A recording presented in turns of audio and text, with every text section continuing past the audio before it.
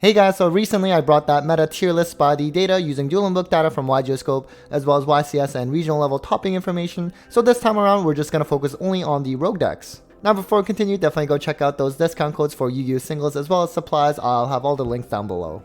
So of course this is what the overall meta tier list by the data looked like that I posted a week ago, and so for the purpose of this particular video we're not going to be including decks that are in tier 1 or tier 2. I'm actually also going to include Rescue Ace and Vanquish Soul in tier 2 category as well, and not include it for part of this video just because, especially post Age of Overlord, of course Rescue Ace is going to get some indirect support through DLBL Star or however you pronounce it, and I believe Vanquish Soul is also getting some support as well, and they're kind of on like the cusp of tier 2 rogue anyway, so let's just focus more so on the other decks. So to start the rogue tier list for this month, we're actually going to start with Hero. Now don't get me wrong, I've always spoken highly of Hero, but at the same time I think there's definitely been better formats for Hero than this current one. Now of course at the same time, Nathan Christmas, he actually finished second place at LA Regional with Hero, which is incredible because that is a very big regional event. It's actually bigger than some of the YCS level events that are out there, so super impressive. Obviously can still do well with the right pilot, but at the same time I think right now, especially something like, let's say, Unchained and tier limits being very popular, which means increase in play of Abyss shows, which is very deadly against heroes. And not to mention, let's say like heroes, a lot of their interruptions are like pops, and if you try to pop tier elements or Unchained cards, they can kind of trigger and kind of go off there as well. Not only that, when you have increase in tier elements, that also means increase in shifter decks. Of course, I've been saying this for the last little bit, and shifter of course also hurts heroes quite a lot. At the same time, if you're looking purely from a rogue perspective, technically Hero is a great investment because it's been a meta relevant rogue deck for just years now, and Konami releases support for heroes just essentially like every 3 minutes. So like if you really are the type of person that want to stick with like a rogue deck for a long time, I think Heroes is actually a really good choice there. So next we have Salamangreat, which of course, did get some recent support in that Soul Burning Volcano set, and on top of that, the new balance allowed Gazelle to come back to 3. So you know what, since that new balance came into effect a couple of weeks ago, it looks like it already has a few regional tops, which is really nice to see. It does have some rank 4 toolbox plays like, Abyss Dweller, which can go pretty well against something like Unchained or Tier Elements, and of course, being Ultimate Baguska is also kind of nice against a lot of strategies as well. Now of course, it's still going to be an uphill battle. It's a rogue deck for a reason. At the same time, I think it's really cool to see Salad having some competitive success again with that new ban list. So next we have Cashier, of course, How the Mighty Has Fallen. Now, I think at least one of the event tops was actually Cashier, like tier elements, which seem to be more tier elements than Cashier. At the same time, I think Cashier, at least kind of like the list that I was seeing, not necessarily the ones that top, but just in general, I think they were trying to maybe try out going second and kind of break boards. Unicorn, like it's still pretty strong in. Cashier, of course, has a lot of big bodies and also rank 7 toolbox plays. So I think, maybe we should just give it a little bit more time. I'm sure it's still a pretty decent deck. It's certainly not a tier 1 deck anymore, but at the same time I think it's still more than capable of being at least at the rogue level. Next we have Infernoble Knight, of course, post Age of Overlord. This is actually going to be even a better deck with Angel Ring coming out, which can help play around Dark Ruler a lot better. Even now, if it gets to go first, it's like pretty insane and respectable. It can set up multiple spell trap negates, or they have also like something like Gear Free for monster negate, or let's say they can alternately go to something like Barone, which is a Omni negate. They can also make Appaloosa on top of that as well. So it also has a good recovery as well. So I think it's still a really scary deck, especially if it gets to go first. And I think post Age of Overlord, I think a lot of Infernoble players are going to be pretty excited for that. Next, we have Rika. Now, while it did win YCS Dortmund, unfortunately, it doesn't really score too high on these tier lists just because it seems like it doesn't really see that much play, especially on Dueling Book, unfortunately. But you know what? Under the right pilot, clearly it can do really well. Now, I do think that, I guess, technically, if, let's say, because of the increase in play of Thunder, if a lot of people start playing like Zombie World again, at that point, then I'm sure that's not the greatest for Rika when they need their stuff to be plants. Nonetheless, win percentage-wise online, it's always a pretty well, 56%. If you know what you're doing. Next we have Swordsoul. So this deck is scored kind of high just because it clearly is a fan favorite deck because it always sees a lot of play, at least online. Now from a competitive level standpoint, it's definitely fallen off quite a bit in the last couple of months for sure. It typically is kind of still like as solid as a deck can be. Pretty fair and really consistent. Be able to also go second in terms of through their tennies as well. So it's not bad, but I think it's definitely kind of stuck in that rogue category now for quite some time. Next we have Mathmech, which is a deck that is technically a really good rogue deck. You know, it has a lot of flexibility in terms of being able to play a lot of hand traps, and they also are you know, able to play a small world bridges to get you into like your main engine as well, and just being able to set up kind of like layered interruptions, I guess. You know, the super factorial trap is kind of nice to have. At the same time, again, with the increase in play of like Bestials and Shifter, it's not going to be a great time for Mathmech, at least not right now.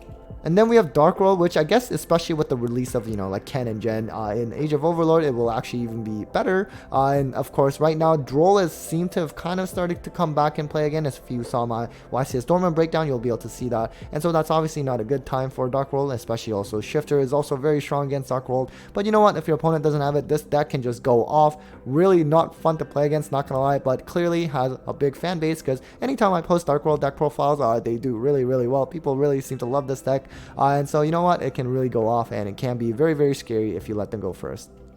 And then we also have Exosister, which is another shifter deck. So in theory, I guess it still has a place in this meta, especially with tier elements coming back. It can also play something like Gozen Match. I don't know if they really main deck that though, but I guess, you know, that card is also really good against something like Unchained. So I'm curious to see if it doesn't have any regional level tops so far, but you know what, maybe it will still get some kind of success, because as we saw with, you know, Steven Santoli doing really well with this deck in the last few months, I'm sure, you know, some other tops will pop up here and there. So next, there's Virtual World. Now, this is a deck that has not made any of my tier lists in quite some time, but it's kind of cool to see it come back. It did top YCS Dortmund, so obviously the potential is there under the right pilot. You know, like Shen being kind of like a walking macrocosmos is always kind of nice. I guess it's kind of like Dark Claw, but maybe not as good. But nonetheless, it can set up a pretty decent formidable board. You know, Chuchi pull-up is always kind of nice as well. They used to be able to also bring out something like, I don't know, I guess like Clear Wing Synchro for the Monster Negate. You also have something like, I don't know if they still make it, but like Kaliga was also one of their end boards, or at least used to be back when they were at least somewhat relevant.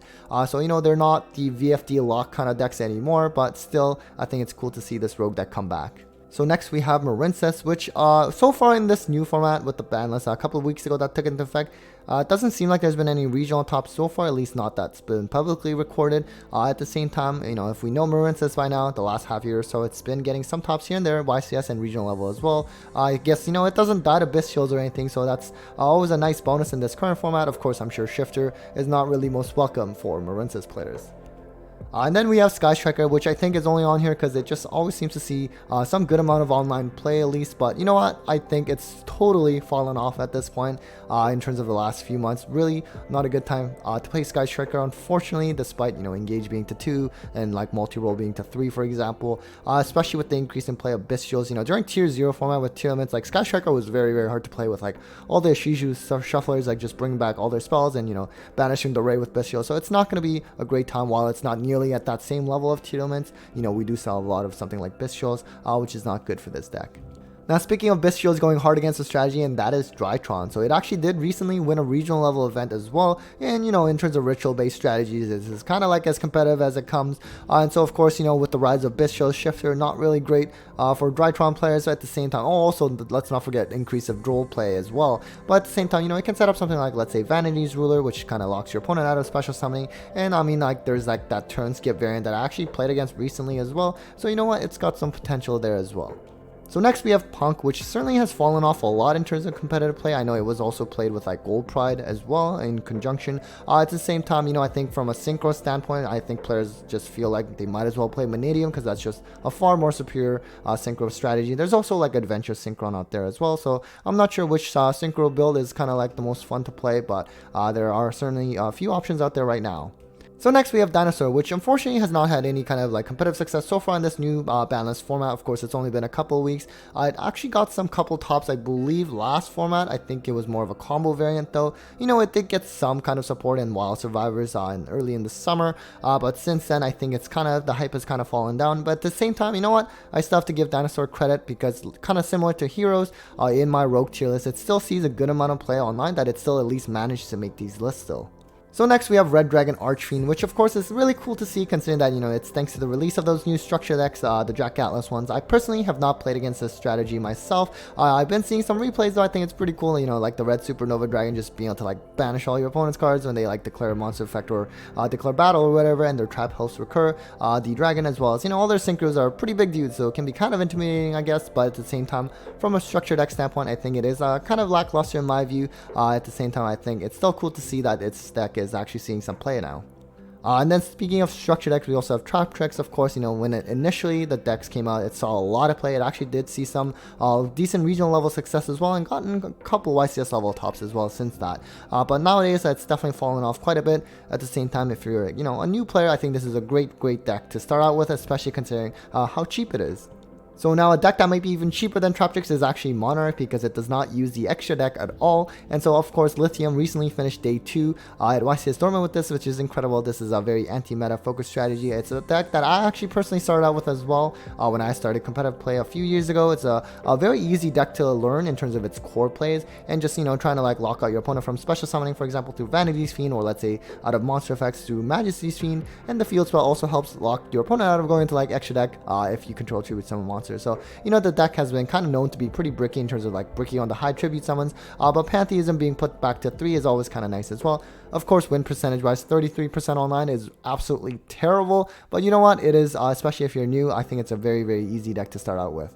Now moving on to the final tier of rogue decks, we do have Altergeist. It did get some new support recently. It has a decent amount of kind of like layers of interruptions. It's more so a trap focused strategy, but it does have some monster level interruptions as well. Let's say like this Liquidus bounce is always kind of annoying. You know, you have like something like Hexia, Spell Trap Negate, and it can also, like, the new monster can just like take your opponent's monster as well. So you know what, it's a decent rogue choice. It's also a very cheap option if you're interested. And finally, we do have Plunder Patrol. You know, this is a deck that actually had some decent level of competitive success the past half year, so it gets like regional tops here and there. And you know, I think ideally you want to play with the runic stuff though, if you want to play this deck optimally. So it's another rogue option you could consider pursuing. It's definitely got one of the more interesting gimmicks in terms of, you know, equipping themselves to like pirate ships. So certainly another cool option out there. And definitely, you know, if you're interested in any of these rogue decks, you can also certainly go check out my discount code for Yu-Gi-Oh singles at Card Brawlers, as well as Tier 0 Games to get 5% off. Now, there are some other rogue decks that I unfortunately could not get data on through YGeoscope, and that the most notable one is actually Mikanko, which actually finished top 8 at Niagara Regional. I did a recent deck profile of this one. You can certainly go check out, so a huge congrats to Cecilia yet again. And Scareclaw, pure Scareclaw is another one that unfortunately I can't really get the data for, because essentially you have Scareclaw being played in Medium, like it's a small package, so it's really hard to disperse that out. But I do know at least the last format coming into this one, pure Scareclaw has had some regional tops as well. Alright guys, so that was it for the rogue tier list by the data for this month. Obviously it will change a little bit with, you know, Age of Overlord coming in the next couple of weeks. At the same time, I think hopefully this was still helpful in terms of helping you choose the next rogue deck to play. And so certainly thank you all for watching. A huge thanks to my patrons as always for the continued support, and well, take care guys.